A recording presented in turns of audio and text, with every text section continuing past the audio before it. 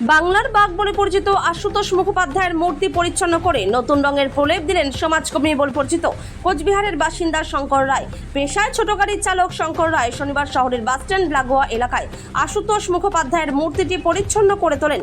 এক বন্ধুকে সঙ্গে নিয়ে প্রতি বছর তিনি এই কাজ করে চলেন।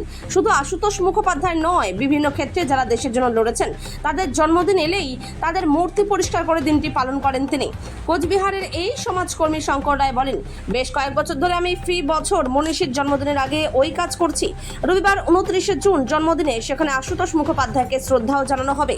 কোচবিহার থেকে সুমন মণ্ডলের রিপোর্ট, বিগ নিউজ বাংলা। নমস্কার, সকলেই জানেন 29শে জুন বাংলার বাঘ স্যার আশুতোষ মুখোপাধ্যায়ের 162তম জন্মজয়ন্তী। সেই জন্মজয়ন্তী উপলক্ষে আজকে কোচবিহার মিনি বাস স্ট্যান্ড যে মোড় রয়েছে, সেই মোড়ে আমরা আশুতোষ মুখোপাধ্যায়ের মূর্তিটি রং তুলি দিয়ে ফুটিয়ে তুললাম এবং 29 তারিখ আশুতোষ মুখোপাধ্যায়ের জন্মদিন পালন করব। আপনারা সকলে আসবেন। নমস্কার।